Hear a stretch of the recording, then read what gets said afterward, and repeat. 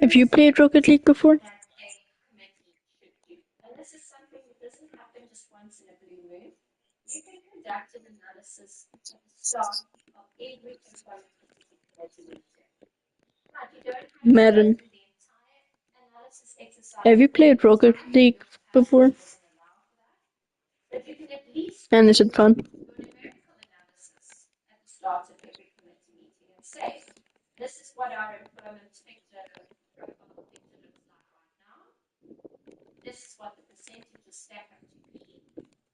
This is where we want to be. Where are we in terms of that process and that objective at this point in time? How many people have we appointed in the last quarter? Were those appointments in line with the objectives that we had set for under and over-representation in the business? Or is there still some work needed for us to do?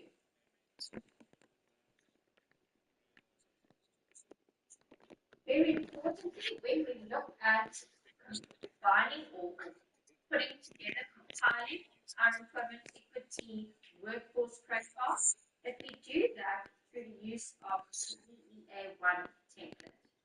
Now, that template is a template that each and every employee in the business needs to complete themselves.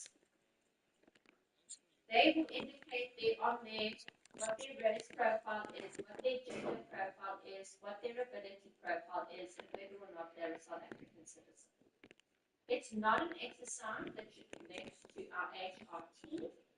Each and every person in the business should actually get an EEA1 form as a part of their onboarding process to say, this is the information that we need from you in order to compile our employment equity profile.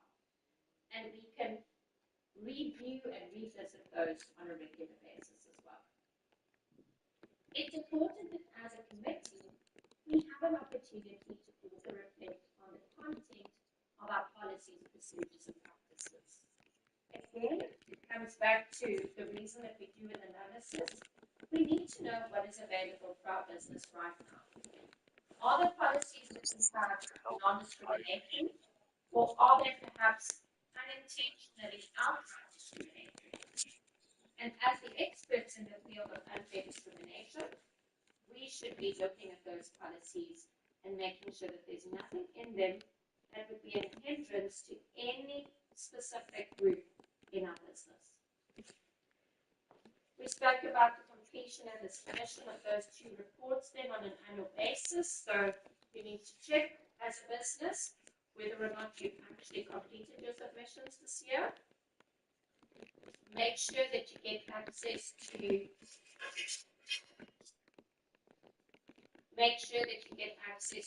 the acknowledgement letter that is shared with you by the person that's responsible for the submission of the reports every year. And that, of course, also needs to go into the file folder of the Employment Equity Manager. And then importantly, that you complete your Employment Equity Plan. You saw earlier, or you heard earlier on, what some of the fines are for non-compliance around having a current and a valid and an achievable Employment Equity Plan. To make sure that you build on the work that you've done through the analysis process by then having a really, really good Employment Equity Plan as well. Now, there is another change that is in the pipeline in terms of plan submission or plan creation as well, as a consequence of the amendments to the Employment Equity Act.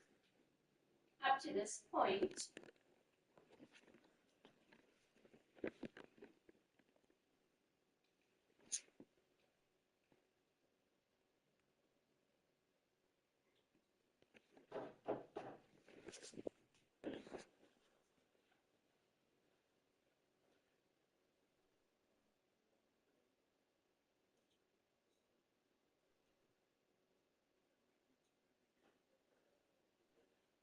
guys, can you hear me okay?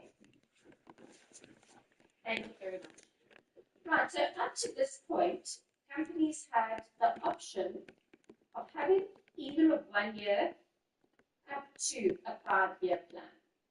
Right, so for many of us that don't have a crystal ball, we felt that having a 2 to 3 year employment equity plan is a really good benchmark, because as a business, you ordinarily have quite a clear picture of what your business is going to be doing over the next 12 months at least. You have some really aggressive planning towards reaching your short-term business targets, which would be 12 to 24 months.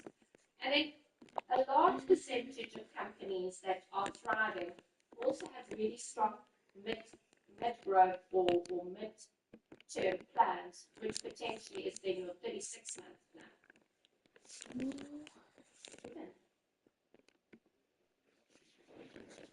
Hold the drink.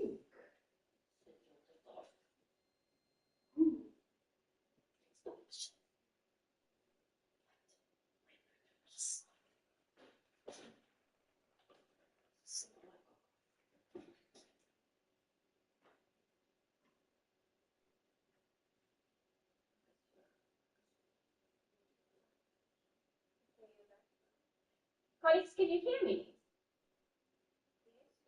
All right, I've just had to ditch my microphone for a few minutes while I just sort out some technical issues in the background here, so apologies for that.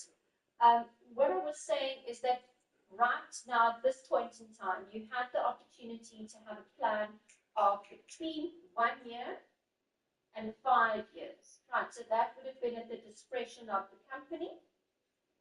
And for companies that have a short to medium term outlook and planning capacity in their business, that type of period of a plan would have worked really, really well for them. It's very difficult, in my personal and professional opinion, to have a 5-year plan, because so much can happen and change in your business over a 5-year period of time. And then you have to almost reset your plan continuously if you have major events that take place.